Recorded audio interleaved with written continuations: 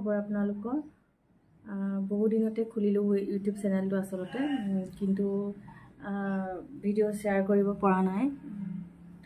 কিনো ভিডিঅ' বনাম তাকো ভাবোঁ, কিন্তু নেখাবলগীয়া কৰিবলগীয়া তেনেকৈ নাই, কিন্তু ক'বলগীয়া বহুত আছে। তাকে মই ভাবি আছোঁ ৰুটিনখন অলপমান, যিহেতু মোৰ নিজৰ গোটেই ঘৰৰ কামখিনি মই নিজে কৰোঁ, কোনো হেল্পাৰ বা তেনেকৈ কাকো লোৱা নাই, নিজে গোটেইখিনি কৰোঁ। তো সেইকাৰণে অকণমান অসুবিধা হয় গোটেই ঘৰখন চম্ভালি, বজাৰ সমাৰৰ পৰা আকৌ ডেইলি ব্লগৰ কাৰণে মানে কণ্টেণ্টৰ কাৰণে এয়া কৰা প্ৰিপেৰেশ্যন কৰি থকা।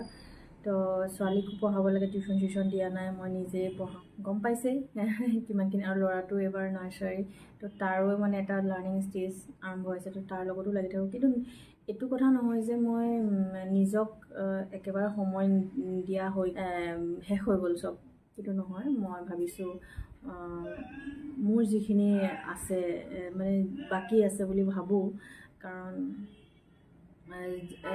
যি চব শেষ হৈ যোৱাৰ পাছতো ইমানকণ কিবা এটা জীয়াই থাকে, বাকী ৰয়, সেইটো হ'ল আশা, হয়নে?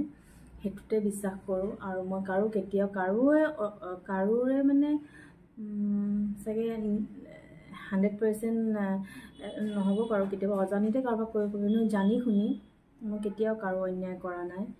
আৰু মোক কোনোবাই অন্যায় কৰিছে তাৰো প্ৰতিশোধ মই ল'বলৈ যোৱা নাই। মই মোৰ ল'ৰা ছোৱালীকেইটা ডাঙৰ কৰিম, সেইটোৱে মোৰ মানে প্ৰধান উদ্দেশ্য মই জীৱনটো জীয়াই থাকিবলৈ। আৰু বাকী এই বিষয়ে মোক আপোনালোকে একো নুসুধিব, আৰু আপোনালোকৰ অধিকাৰ আছে বাৰু, মই কিয় আকৌ ইউটিউব চেনেল খুলি আকৌ কিয় কথাবিলাক ক'ব লগা হৈছে, কাৰণ আশা এটা থাকে ন মানুহৰ। ময়ো জীয়াই থাকিব বিচাৰোঁ ভালদৰে ল'ৰা ছোৱালীকেইটা লৈ। মোৰ ল'ৰা ছোৱালীকেইটাৰ নামতে জীৱনটো সঁপি দিছোঁ, সেইটো ক'লেও একেবাৰে অহংকাৰী যেন অনুভৱ হয় নিজকে। সেইটো নকওঁ, মই নিজক ভাল পাব চেষ্টা কৰিছোঁ, জীয়াই থাকিব চেষ্টা কৰিছোঁ। আৰু মোৰ লগতে দুটা ল'ৰা ছোৱালীক চলাই নিম। বৰ বেছি তত্ত্বগধুৰ কথা নকওঁ বাৰু, কিন্তু কিছুমান যিবোৰ মানে সংসাৰত প্ৰায়ভাগ মানুহৰ বুলি নকওঁ, থাকে 40% 50% মানুহৰ সংসাৰত কিছুমান থাকে আৰু বহুত খেলি মেলি থাকে। তাৰ ভিতৰতে যদি আপোনাৰ ভাগ্য বুলিয়ে কৈছোঁ, বা নিজে কৰোঁ বুলিও কৰি লৈছোঁ কিছুমান কাম, তো সেইবিলাকত বহুত সংসাৰত কিছুমান ফেক্টৰ থাকে, কাৰক থাকে, যে এইটো কাৰণেহে লাইফটো বেয়া হ'ল। আচলতে সেইটো নহয়, ইণ্ডিভিজুৱেলি আমি কেনেকৈ নিজকে লৈছোঁ সেইটো মেইন কথা। মই যদি আজি মই কিবা ধৰক এটা সেয়া সকলোৰে সংসাৰ ধ্বংস কৰা প্ৰধান অসমত দেই, মই বেলেগৰ কথালৈ নাযাওঁৱে, বেলেগ জেগাৰ কথালৈ। মই যিমানখিনি দেখিছোঁ আহিছোঁ, আৰু যিমানখিনি মই জড়িত হৈ আছোঁ এতিয়া কিছুমান দেখি আহিছোঁ এইটো হেৰিৰ লগত, মদ, আপোনালোকে গম পাইছে চাগে, আৰু বহুতে আমাক জনাসকলে বহুতে জানে যে মই এজন সুস্থ সবল ব্যক্তিৰ লগতে মই নিজে ভাল পাই বিয়া হৈছিলোঁ। কিন্তু আনফৰ্চুনেট মানুহজনৰ এলকহলিক যিটো ৰোগ, সেইটো ধৰা পৰিল। এইটো ৰোগ হয়, বহুত দেৰিকৈ আমি গম পাইছোঁ যে মদ খোৱাটো এটা বেমাৰ, হয়নে? It's a disease.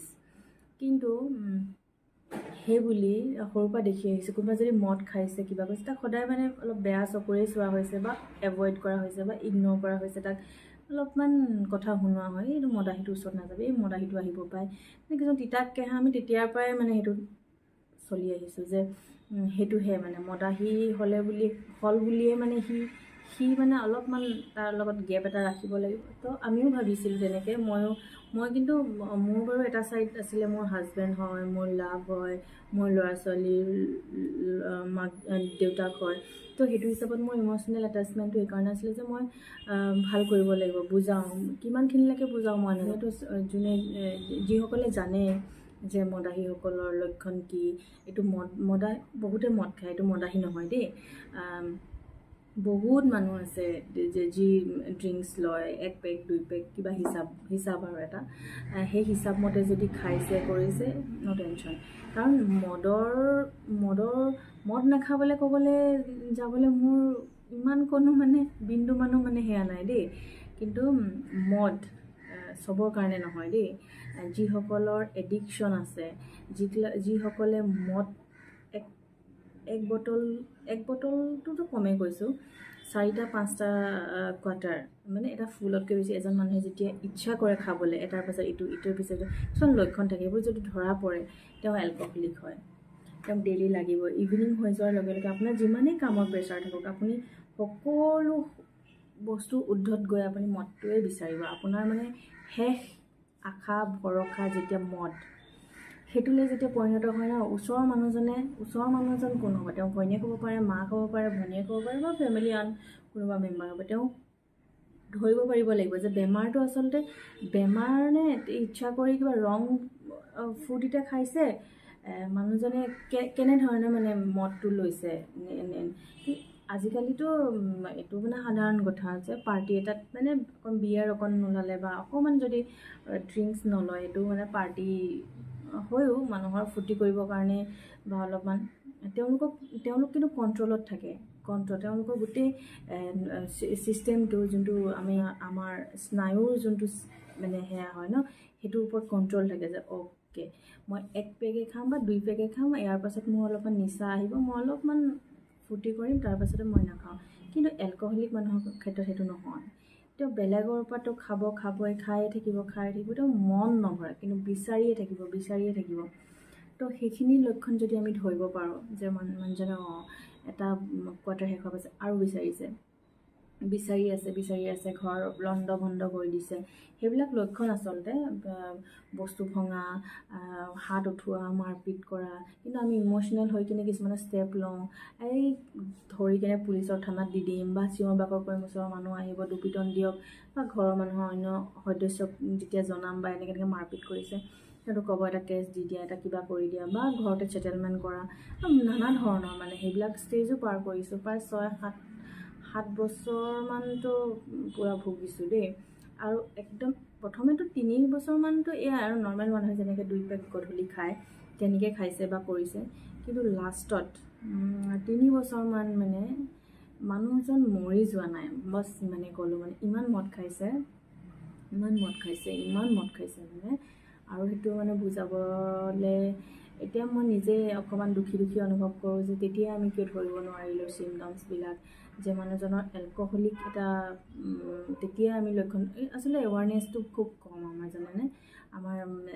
মই যিমান মানুহ লগ পাওঁ আজিকালি কওঁ যে যদি মদ খাইছে আপুনি লক্ষণবিলাক ধৰা দিয়ক। এনেই মদ খালে একো নাই।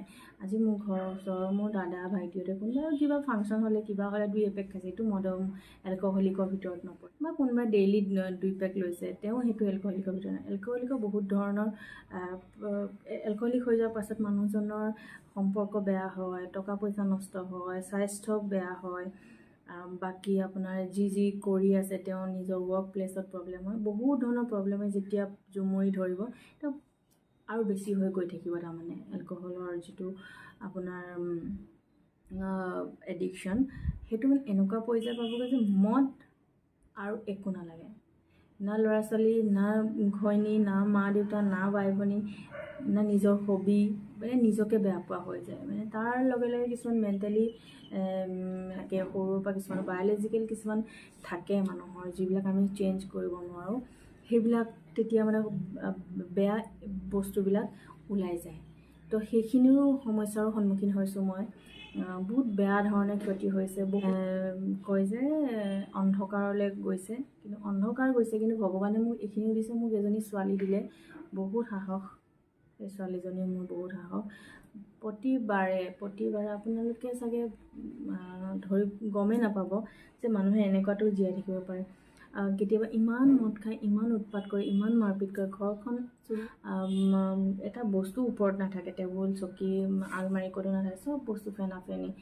তথাপিও মই ছোৱালীজনীৰ ষ্টাডি টেবুলখন আৰু কিতাপৰ বেগটো ইউনিফৰ্মকেইটা সাৱধি থাকোঁ যে ৰাতিপুৱা স্কুল পঠাব লাগিব, তাইৰ ৰুটিনটো কৰিব লাগিব, তাইৰ ৰুটিনটো ফ'ল' কৰিব লাগিব।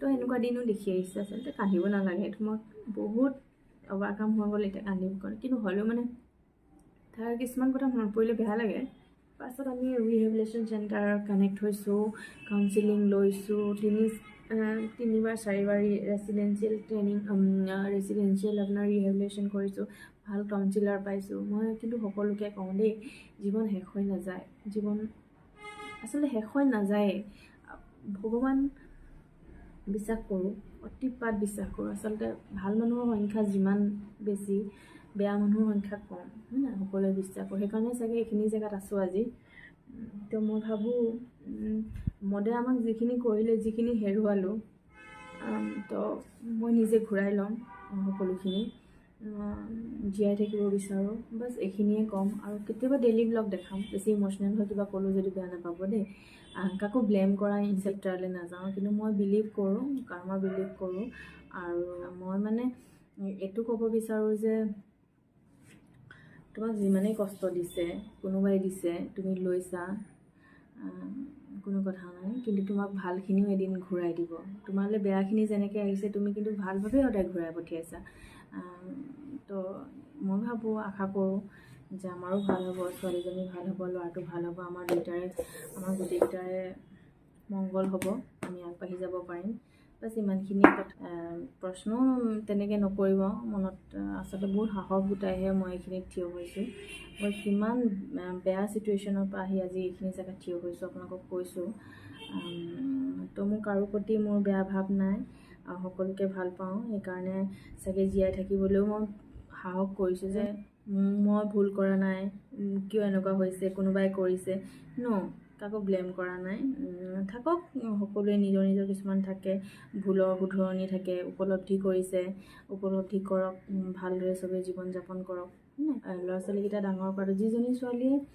বয়স আপোনাৰ 3 বছৰৰ পৰা 7 বছৰ 4 বছৰমান অকল মদৰ লগতে আমাৰ যুঁজিয়ে পাৰ হৈছে দেই মদৰ লগতে যুঁজি পাৰ হৈছে আমি বহুত বেয়া অৱস্থা ৰিহেবিলিটেশ্যন চেণ্টাৰত যাওঁ কাউন্সিলিং লওঁ তাই দুমহীয়া কেঁচুৱা ভায়েকক ৰৈ থাকে বাহিৰত তো সেইখিনিয়ে তো মই জীয়াই থাকিব বিচাৰোঁ সিমানে ক'ম ভালদৰে জীয়াই থাকিব বিচাৰোঁ কষ্ট কৰিব বিচাৰোঁ কষ্ট কৰিও আছোঁ বাছ সেইখিনিয়ে ক'লোঁ আজিলৈ আৰু আকৌ আহিম মোৰ ব্লগ চাই থাকিব 오늘은 하늘이 아주 파래